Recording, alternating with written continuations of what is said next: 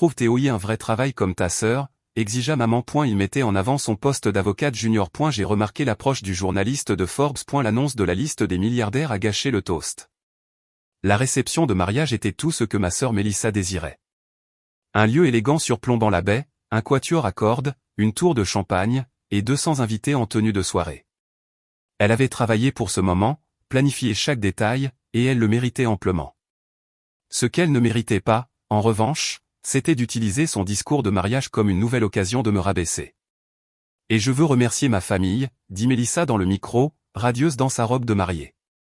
Surtout mes parents, qui m'ont soutenu pendant mes études de droit. Contrairement à certaines personnes, j'ai choisi une carrière stable. Elle ne m'a pas regardé, mais tout le monde l'a fait. Des rires polis parcoururent la foule. J'étais assise à la table 9, pas la table familiale, qui était réservée aux parents, grands-parents et à la nouvelle belle famille de Mélissa. La table 9 était près de la cuisine, remplie de cousins éloignés et d'amis de la famille qui connaissaient à peine mon nom. Mes parents nous ont toujours dit, continua Mélissa, faites des études, trouvez un vrai travail, construisez un véritable avenir. Je suis fier de dire que j'ai écouté. Elle leva son verre à la stabilité, au succès, et à la bonne manière de faire les choses. La salle applaudit. Maman et papa rayonnaient depuis la table d'honneur. J'avais 28 ans. J'avais fondé Quantum Game à 22 ans. Je l'avais développé depuis mon appartement d'étudiante pour en faire quelque chose qui a changé l'industrie. Mais pour ma famille, je ne faisais que jouer aux jeux vidéo. Les discours continuèrent. Papa se leva ensuite. Je suis si fier de Mélissa, dit-il, la voix chargée d'émotion. Elle a obtenu son diplôme en tête de sa promotion de la faculté de droit, a réussi l'examen du barreau du premier coup, et a décroché un poste chez Whitmore & Associates. C'est une véritable réussite. C'est le genre de succès qui rend un parent fier.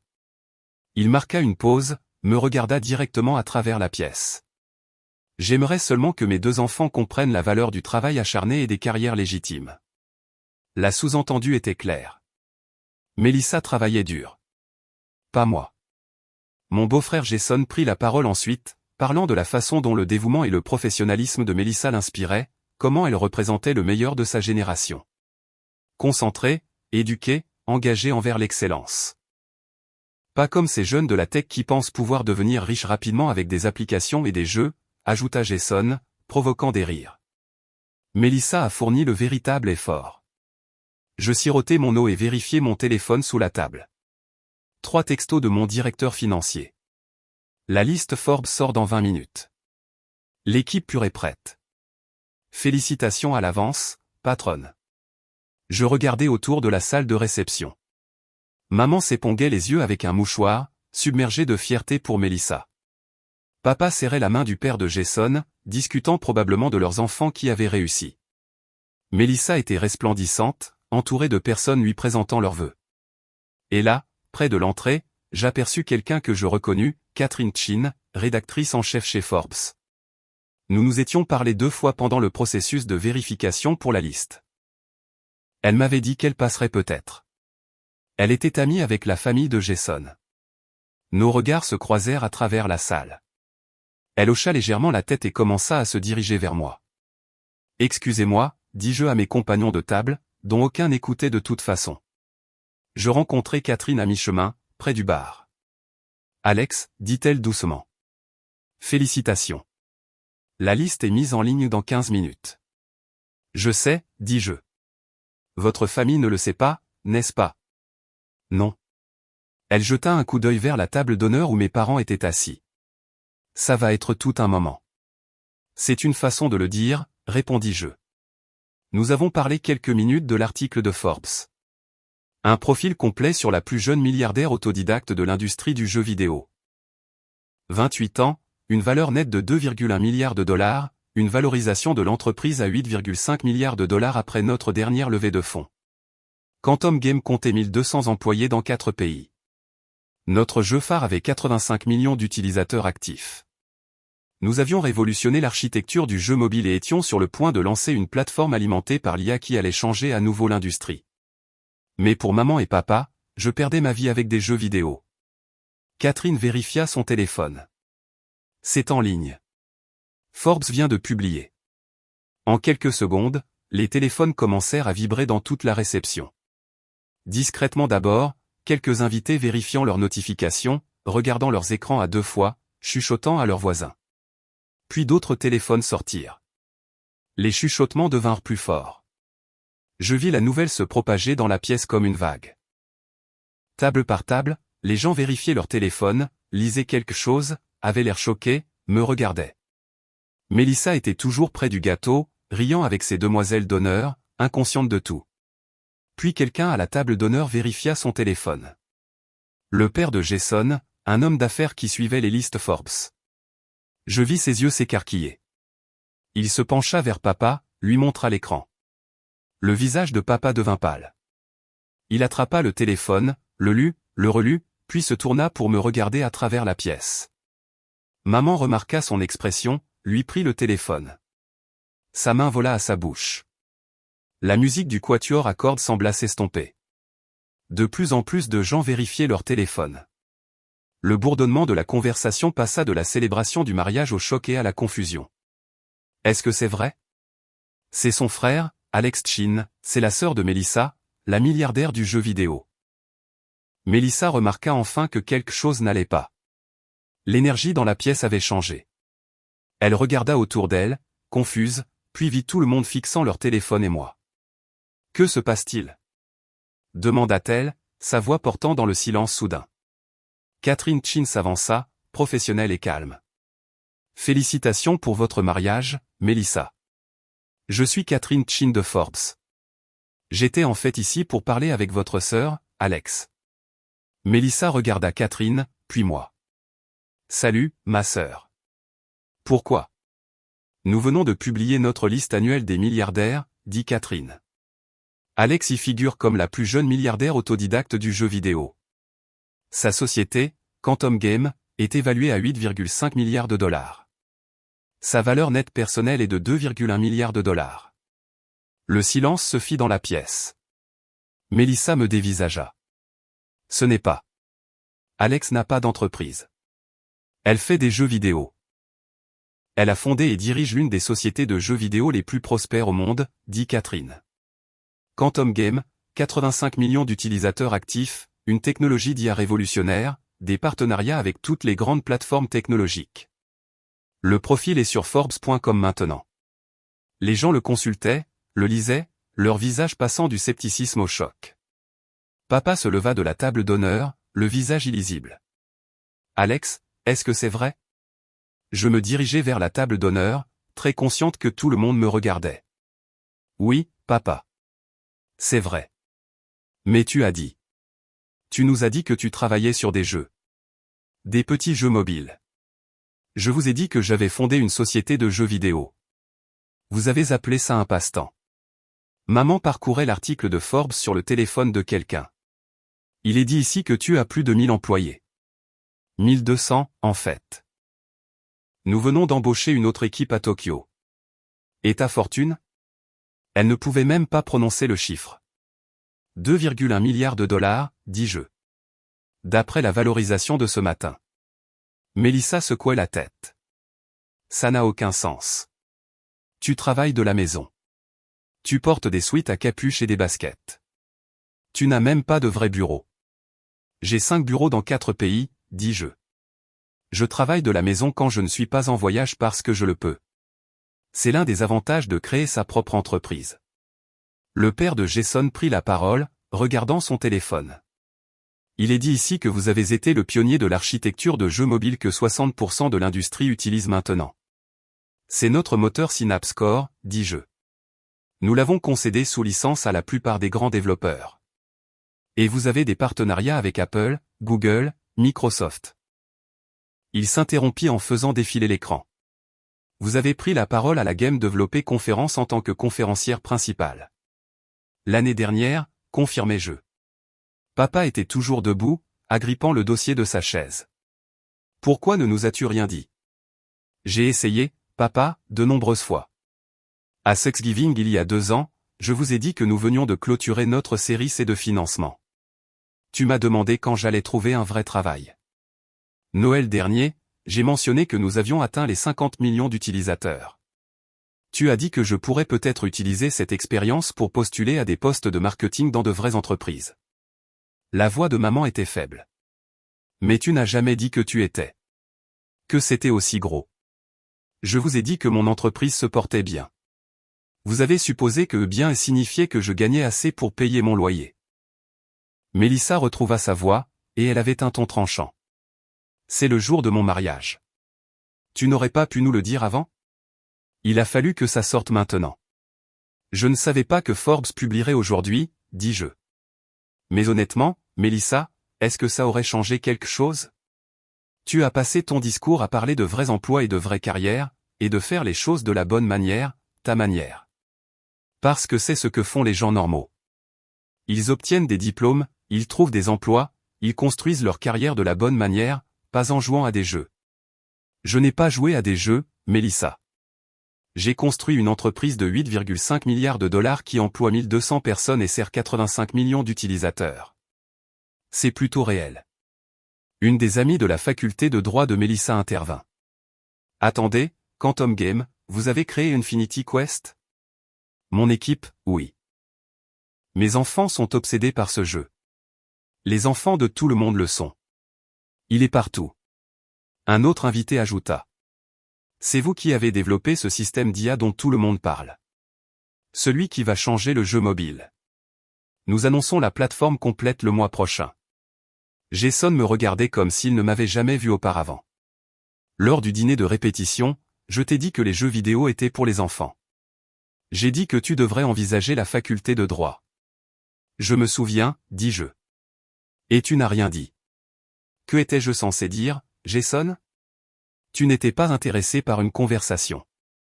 Tu donnais des conseils à quelqu'un que tu supposais en avoir besoin. Papa s'assit lourdement. Autour de la pièce, je pouvais voir les gens consulter des articles, regarder des interviews que j'avais faites, trouver des photos d'événements de l'industrie où j'avais pris la parole dans des panels avec des PDG de la tech et des capital risqueurs. Mon oncle Richard s'approcha, téléphone à la main. Alex, cet article dit que tu as refusé une offre d'acquisition de 3 milliards de dollars de la part de Microsoft l'année dernière. Ce n'était pas la bonne décision pour l'entreprise. Tu as refusé 3 milliards de dollars. Je construis quelque chose de plus grand qu'une sortie rapide, dis-je. Maman pleurait maintenant, mais je ne pouvais pas dire si c'était de fierté, de honte ou de confusion. Pourquoi ne savions-nous pas? Comment avons-nous pu ne pas savoir? Parce que vous n'avez jamais demandé ce que je faisais réellement, dis-je doucement. Vous avez demandé si j'arrivais à joindre les deux bouts. Vous avez demandé si j'avais besoin d'argent. Vous m'avez proposé de m'aider à trouver de vrais emplois. Mais vous ne m'avez jamais demandé une seule fois de vous expliquer mon entreprise, mon travail, ma vision. Vous avez simplement supposé que j'échouais parce que je ne suivais pas votre chemin, la demoiselle d'honneur de Mélissa intervint, essayant de sauver la situation. Eh bien, c'est une nouvelle excitante. Portons un toast aux deux sœurs. L'une avocate à succès, l'autre entrepreneur à succès. Mais l'énergie dans la pièce avait complètement changé. Les invités me cherchaient sur Google, lisaient des articles, regardaient des vidéos. Le mariage était devenu un bruit de fond à la révélation que la déception de la famille était en fait une milliardaire. Catherine Chin s'approcha de nouveau. Alex, je déteste m'immiscer davantage, mais plusieurs médias demandent des commentaires et CNBC veut savoir si vous êtes disponible pour une interview demain. Demain, c'est bien, dis-je. Il y a aussi un intérêt pour l'histoire de votre famille, dit Catherine prudemment. Le contraste entre la perception et la réalité. Je préférerais ne pas commenter cela, dis-je. Mélissa se tenait figée près du gâteau, son moment de mariage parfait complètement gâché. En fait, j'avais de la peine pour elle. C'était censé être son jour. Je me dirigeais vers elle. Mélissa, je suis désolé que cela soit sorti aujourd'hui. Je ne l'ai pas planifié ainsi. Pas planifié? Sa voix était vive. Tu caches ça depuis des années. Tu nous as tous laissé te traiter comme si tu n'allais nulle part. Tu as laissé papa faire des discours sur les vraies carrières alors que tu vaux des milliards. M'aurais-tu traité différemment si tu avais su? Elle ouvrit la bouche, la referma. Nous connaissions toutes les deux la réponse. C'est bien ce que je pensais, dis-je. La réception se poursuivit en boitant, mais ce ne fut plus jamais la même chose. Les gens continuaient de m'approcher. Certains sincèrement intéressés par mon travail, d'autres soudainement intéressés par des opportunités d'investissement, des emplois pour leurs enfants ou des relations. J'aurais peut-être pu. Papa a essayé 3 fois de me parler. Chaque fois, il a commencé par une version de « je ne savais pas » ou « tu aurais dû nous le dire ». Maman m'a prise à part vers la fin de la soirée. S'il te plaît, comprends, Alex. Nous étions juste inquiets pour toi. Nous voulions que tu aies la sécurité, la stabilité. Nous voulions que tu ailles bien. Je vais bien, maman. Je vais bien depuis 6 ans. Vous avez simplement refusé de le croire. Mais comment étions-nous censés le savoir? Tu n'as jamais. Je vous l'ai dit à plusieurs reprises. Vous n'avez pas écouté. Le père de Jason m'a acculé près du bar. Alex, je travaille dans l'immobilier commercial. J'adorerais discuter d'opportunités. Votre entreprise doit avoir besoin d'espaces de bureau, de locaux commerciaux. Mon directeur financier s'en occupe, dis-je. Bien sûr. Bien sûr. Peut-être pourrions-nous prendre un café. J'adorerais en apprendre davantage sur votre entreprise. Tout le monde voulait quelque chose maintenant. Maintenant qu'il savait. Alors que la réception touchait à sa fin, je trouvai Mélissa seule un instant, fixant son gâteau de mariage. Je suis désolé que ta journée ait été détournée, dis-je. Elle ne me regarda pas, tu sais quelle est la pire partie? Tout le monde se souviendra de mon mariage comme le jour où nous avons découvert que ma sœur était milliardaire.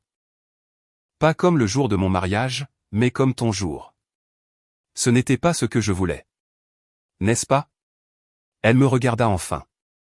Tu es restée assise toute la soirée à nous écouter parler de vraie carrière et de vrais succès, sachant que tu pouvais lâcher cette bombe à tout moment. Je n'ai rien lâché, Mélissa. Forbes a publié sa liste. Je n'avais aucun contrôle sur le timing. Mais tu savais que ça arrivait. Tu aurais pu nous avertir. Nous préparer. Comme tu m'as préparé pour ton discours où tu as sous-entendu que j'étais paresseuse et sans succès? Elle grimaça. Je t'aime, Mélissa, dis-je. Je suis fier de toi pour être devenue avocate, pour avoir travaillé dur, pour avoir atteint tes objectifs. Mais tu n'as pas pu m'accorder la même courtoisie. Tu as supposé que, parce que je ne faisais pas ce que tu comprenais, je ne faisais rien qui en vaille la peine. Tu fais des jeux vidéo, dit-elle. Mais il y avait moins de conviction dans sa voix maintenant. J'ai construit une entreprise qui apporte de la joie à 85 millions de personnes, qui emploie 1200 personnes qui soutiennent leur famille avec de bons salaires et avantages, qui a été le pionnier d'une technologie maintenant utilisée dans toute une industrie. Est-ce que ce n'est pas valable? Elle ne répondit pas. Je suis parti de la réception tôt, avant la fin officielle. Catherine Chin m'a raccompagné. C'était intense, dit-elle. C'est un mot pour le décrire. Pour ce que ça vaut, l'article suscite un engagement massif. Votre histoire résonne auprès de nombreuses personnes. L'enfant sous-estimé qui a bâti un empire. Je ne l'ai pas bâti pour leur prouver quoi que ce soit, dis-je. Je sais, dit Catherine. C'est ce qui le rend plus puissant. Le lendemain matin, mon téléphone explosa. Des textos de membres de la famille élargie dont je n'avais pas entendu parler depuis des années. Des messages de félicitations, des demandes de prêts, d'investissements, d'opportunités d'emploi. Soudain, tout le monde voulait renouer le contact. Mélissa envoya un texto. Maman et papa veulent dîner pour parler. Viendras-tu? Je fixai le message pendant un long moment. Finalement, je répondis, j'ai besoin d'un peu de temps. 3 jours plus tard, j'ai fait l'interview sur CNBC. Ils m'ont posé des questions sur Quantum Game, sur notre technologie, sur notre vision pour l'avenir. Ils m'ont aussi interrogé sur ma famille. C'est compliqué, dis-je. Ma famille même. Ils avaient juste une idée très précise de ce à quoi le succès devrait ressembler. Et quand je ne correspondais pas à cette image, ils ont supposé que je ne réussissais pas. Est-ce que ça vous dérange qu'ils n'aient pas reconnu vos réalisations? J'y ai réfléchi. Avant, oui. Maintenant, je réalise que leur reconnaissance n'a jamais été le but. J'ai bâti Quantum Game parce que j'aimais les jeux. Parce que je voyais des possibilités que d'autres ne voyaient pas, parce que je voulais créer quelque chose de significatif. Que ma famille le comprenne ou non ne changeait rien au travail. Mais ça a sûrement fait mal. Bien sûr que ça a fait mal. Mais ça m'a aussi appris quelque chose d'important. Vous ne pouvez pas attendre que les autres valident votre vision, surtout quand ils regardent votre vie à travers leur propre prisme limité. Après la diffusion de l'interview, maman appela. Nous avons regardé, dit-elle. Ton père et moi, nous avons tout regardé. D'accord. Tu avais raison sur tout. Nous t'avons rabaissé. Nous avons supposé. Nous avons. Sa voix se brisa. Nous avons échoué en tant que parents, Alex. Maman, non. Laisse-moi finir. Nous étions si convaincus que le succès signifiait la faculté de droit, ou la médecine, ou des carrières en entreprise, les choses que nous comprenions, que nous ne pouvions pas voir ce que tu étais en train de construire. Et au lieu d'être curieux, au lieu de poser des questions et d'apprendre, nous t'avons simplement ignoré pendant des années. Je ne dis rien. Ton père veut te parler. Mélissa aussi, ils sont tous les deux ici. Veux-tu venir, s'il te plaît? Je regardais par la fenêtre de mon appartement, mon Penthouse à 6 millions de dollars dont je ne leur avais jamais parlé, la ville en contrebas. Je viendrai, dis-je, mais j'ai besoin que vous compreniez quelque chose d'abord. N'importe quoi. Il ne s'agit pas d'argent, de succès ou des listes Forbes. Il s'agit de respect, de me voir pour qui je suis, pas pour qui vous vouliez que je sois. Si nous voulons reconstruire notre relation, cela doit changer. Je comprends, dit-elle. Nous comprenons. Et nous sommes prêts à vraiment écouter maintenant. D'accord, dis-je. Je serai là ce soir. J'ai raccroché et je suis resté assise un moment dans le silence. L'article de Forbes recevait encore des commentaires, des partages, une couverture médiatique. Mais rien de tout cela n'avait autant d'importance que ceci. La chance d'avoir une vraie conversation avec ma famille. Enfin. Savoir si nous pouvions réparer ce qui était cassé, je l'ignorais. Mais pour la première fois en 6 ans, ils étaient réellement disposés à me voir. Et c'était un début.